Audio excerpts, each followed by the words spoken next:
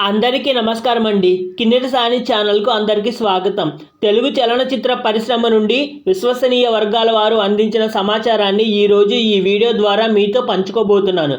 ఆ సమాచారం ఏమిటంటే, రాజమౌళి వలనే ప్రాణ స్నేహితులైన త్రివిక్రమ్ శ్రీనివాస్ మరియు సునీల్ మధ్య మనస్పర్ధలు వచ్చాయంట. అది ఎలా అంటే, గతంలో త్రివిక్రమ్ తను దర్శకత్వం వహించబోయే ఒక సినిమా కోసం కష్టపడి రాసుకున్న ఒక ఐడియాని రాజమౌళి దొబ్బేసి చెప్పా పెట్టకుండా వాడేసుకున్నాడంట. దానికి సునీల్ సహకరించాడంట.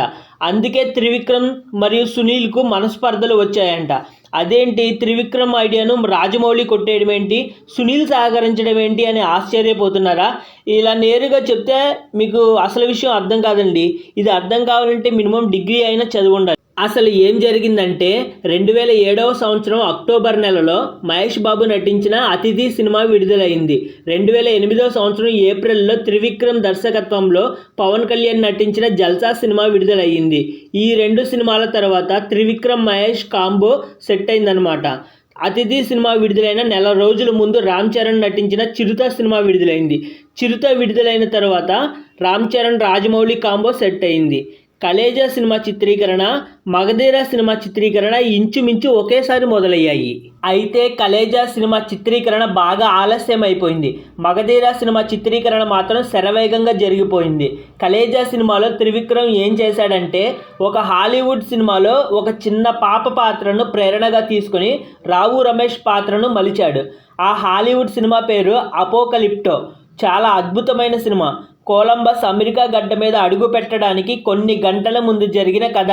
ఆ సినిమా కథ ఏమిటంటే, అమెరికా దట్టమైన అడవుల్లో కొన్ని తెగలు ఉంటాయి.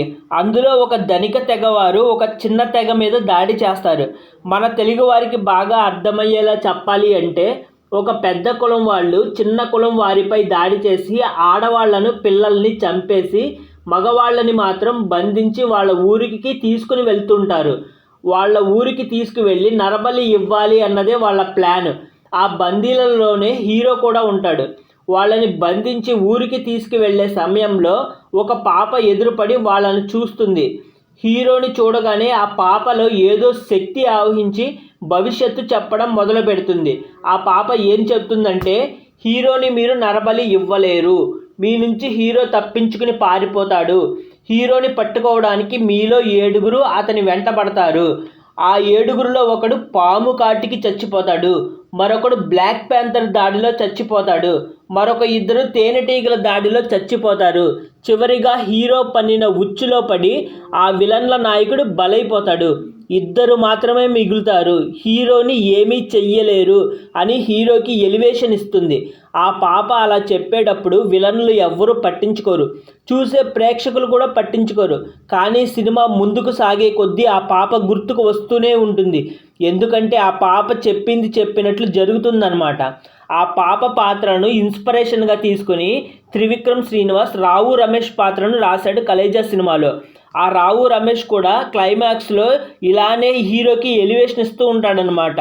మా దేవుడు నీ చేతిని నరికేస్తాడు, మా దేవుడి అడుగులు చప్పుడు నిన్ను వెంటాడుతూ ఉంటాయి, అతని శ్వాస నీ మెడకు తగులుతుంది, ప్రకృతి నిన్ను చంపేస్తుంది అని ఎలివేషన్ ఇస్తాడు. ఈ విధంగా రచించాడంట. సునీల్ త్రివిక్రమ్ శ్రీనివాస్ బాగా స్నేహితులు కాబట్టి సునీల్ త్రివిక్రమ్ శ్రీనివాస్ యొక్క కథా చర్చల్లో ఊరికే కూర్చుంటాడు కాబట్టి ఈ సీన్ గురించి సునీల్కి బాగా తెలుసంట. తర్వాత ఏమైందంటే, మగధీర షూటింగ్ జరిగే సమయంలో రాజమౌళి సునీల్కి చెప్పాడంట, మగధీర తర్వాత నిన్నే హీరోగా పెట్టి సినిమా తీస్తా, బరువు తగ్గు అని చెప్పాడంట. దాంతో సునీల్ చాలా సంతోషపడి రాజమౌళితో ఎక్కువగా మాట్లాడడం మొదలుపెట్టాడంట. దాంతో సునీల్కు రాజమౌళికి మంచి స్నేహం ఏర్పడి ఎక్కువసేపు మాట్లాడుకునేవారంట. మాటల మధ్యలో త్రివిక్రమ్ రాసుకున్న రావు రమేష్ పాత్ర గురించి సునీల్ రాజమౌళి దగ్గర చెప్పేశాడంట. అప్పటి వరకు రాజమౌళి అపోకలిప్టో అనే హాలీవుడ్ సినిమాని చూడలేదంట. రాజమౌళికి ఆ సన్నివేశం బాగా నచ్చి కొంచెం మార్చి మగధీరలో పెట్టేశాడంట. అదే రావు రమేష్ అఘోరీ పాత్రలో కనిపిస్తాడు కదా, ఆ పాత్రేనన్నమాట. మగధీరలో విలన్ దగ్గర అఘోరీ హీరోకి ఎలివేషన్ ఇస్తూ ఉంటాడు.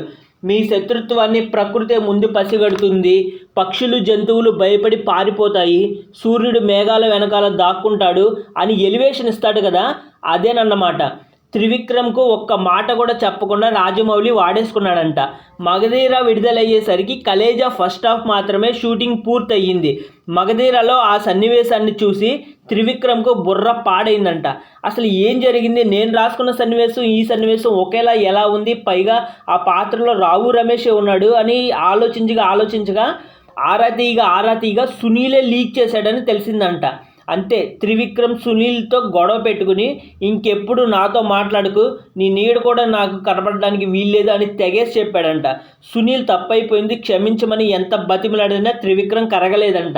మగధీర, కలేజా ఈ 2 సినిమాలు చూసి క్షుణ్ణంగా గమనించిన వాళ్ళకి సందేహం వచ్చే ఉంటుంది.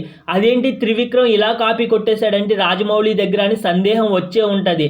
పైగా పాత్రలో రావు రమేష్ను కూడా మార్చలేదు, యాస్టీజ్ వాడేసుకున్నాడేంటి, ఇలా చేశాడేంటి అని అనుకుంటారు. కానీ జరిగింది ఏంటంటే కాపీ కొట్టింది త్రివిక్రమ్ కాదు, రాజమౌళి.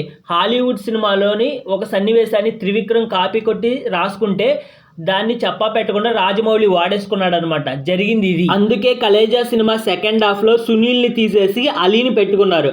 ఆ తర్వాత త్రివిక్రమ్ దర్శకత్వం వహించిన సినిమాల్లో సునీల్ ఉండడు, ఒక్క అరవింద సమేతలో తప్పితే.